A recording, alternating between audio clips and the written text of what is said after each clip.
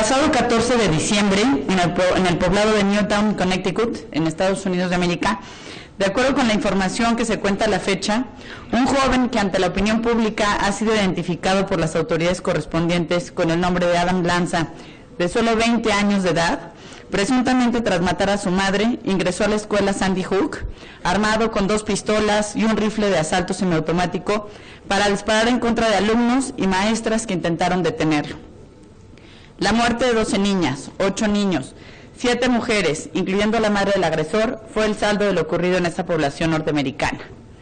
Es difícil expresar cualquier manifestación de duelo ante tan sentidos acontecimientos. Sin embargo, el Senado mexicano se solidariza con el pueblo norteamericano y con el gobierno del presidente Barack Obama y envía sus más profundas condolencias a las familias de las víctimas del artero crimen cometido en contra de lo más sensible que tiene una sociedad, que son sus niños y sus niñas. Las razones del presunto homicida no se conocen, al menos no son del dominio público. Sin embargo, la pregunta natural que surge en cualquier persona es, ¿qué hacía un joven de 20 años de edad con este tipo de armamento? ¿Cómo tuvo acceso a él? Nadie se dio cuenta que lo tenía hasta que lo usó contra seres humanos indefensos e inocentes. De acuerdo con el National Center for Injury Prevention and Control, el Centro Nacional para Prevenir y Controlar las Lesiones, dice que unos 3,000 niños y niñas mueren anualmente en Estados Unidos por heridas provocadas por armas de fuego. Y si lo vemos desde el punto de vista económico, los datos también son alarmantes. La violencia generada por las armas de fuego provoca cada año 100,000 millones de dólares en pérdidas para aquel país.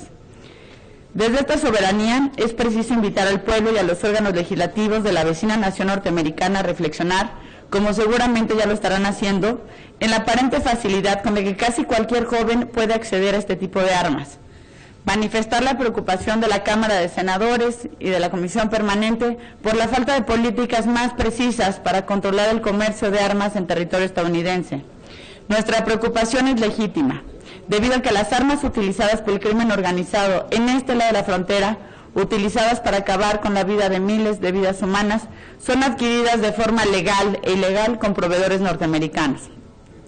De acuerdo con Colby Goodman, especialista en política pública internacional, y el periodista Michael Marisco, en una investigación para descubrir el origen de las armas usadas por el crimen organizado en México, la mayor parte de las armas capturadas por las autoridades mexicanas en los últimos 3 años fue comprada en Estados Unidos, y se trata de armas pesadas. El mismo estudio afirma que de las 75,000 armas confiscadas en ese periodo, aproximadamente el 80%, es decir, 60,000 armas de fuego, llegaron de Estados Unidos. Por todo ello, ratificamos nuestra solidaridad y acuerdo con el presidente Barack Obama cuando expresa que no podemos tolerar más esto, cuando dice que estas tragedias deben que terminar y que para que terminen tenemos que cambiar. Es cierto que un problema que urge atacar es la facilidad para acceder a las armas, pero otro, el más importante, es aceptar que los valores familiares y sociales son cada vez más laxos y permisivos. En ambos temas debemos manifestar nuestra profunda consternación, pero sobre todo nuestra disposición para construir sociedades más justas, respetuosas del Estado de Derecho, de la vida humana y garantes del bien común. Por lo anterior es que propongo esta soberanía, que expresemos nuestro beneplácito por las declaraciones del presidente Barack Obama en el sentido de usar el poder de su cargo para hacer todo lo que sea posible para prevenir cualquier otro hecho similar.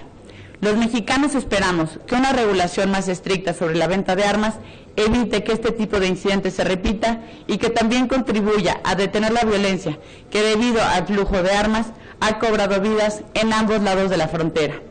Dada la urgencia del propio tema y toda vez que el mismo ha sido firmado por senadoras, senadores, diputados y diputadas de distintos grupos parlamentarios, quisiera solicitar que sea considerado como un asunto de urgente resolución, por favor.